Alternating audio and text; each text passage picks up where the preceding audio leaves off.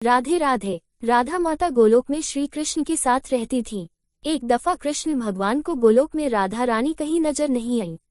कुछ देर बाद कन्हैया अपनी सखी विराजा के साथ घूमने चले गए। ये बात जब राधा रानी को मालूम हुई तो उन्हें गुस्सा आया और वो सीधे कन्हैया के पास पहुंची। वहां पहुंचकर उन्होंने श्री कृष्ण को काफी भला बुरा कहा। राधा रानी का ये रवैया भगवान श्री कृष्ण के प्यारे मित्र श्रीदामा को बिल्कुल अच्छा नहीं लगा। श्रीदामा ने उसी वक्त बिना कुछ सोचे समझे राधा रानी को पृथ्वी पर जन्म लेने का श्राप दे दिया। राधा को इतने गुस्से में देखकर कृष्ण भगवान की सखी विराजा भी नदी के रूप में वहां से चली गई। राधा ने श्रीदामा से श्राप पाने के बाद उन्हें राक्षस कुल में पैदा होने का श्राप दिया। राधा जी द्वारा दिए गए श्राप की वजह से ही श्रीदामा का जन्म शंखचूड़ दानव के रूप में हुआ। आगे चलकर वही दानव भगवान विष्णु का परम भक्त बना। दूसरी तरफ राधा रानी ने पृथ्वी पर वृषभानु के घर पुत्री के रूप में जन्म लिया।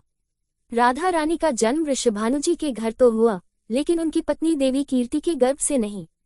दरअसल जिस समय राधा मैया और श्रीदामा ने एक दूसरे को श्राप दिया था, तभी भगवान श्री कृष्ण ने कहा था कि राधा आपको वृषभानु जी और देवी कीर्ति की पुत्री बनकर पृथ्वी पर रहना होगा।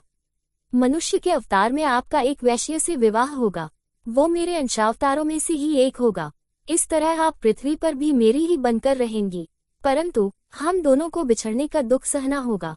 इसके बाद कृष्ण भगवान ने राधा जी को मनुष्य योनि के रूप में जन्म लेने की तैयारी करने के लिए कहा।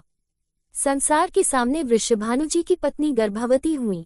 जिस तरह एक बच्चा दुनिया में आता है, ठीक वैसे ही देवी कीर्ति का भी प्रसव हुआ, लेकिन असल में राधा माता का जन्म देवी कीर्ति के गर्भ से नहीं हुआ था।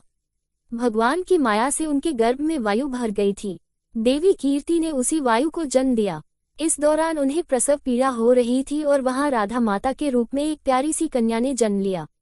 भाद्र मास के शुक्ल पक्ष की अष्टमी के दिन राधा मैया का धरती पर जन्म हुआ था।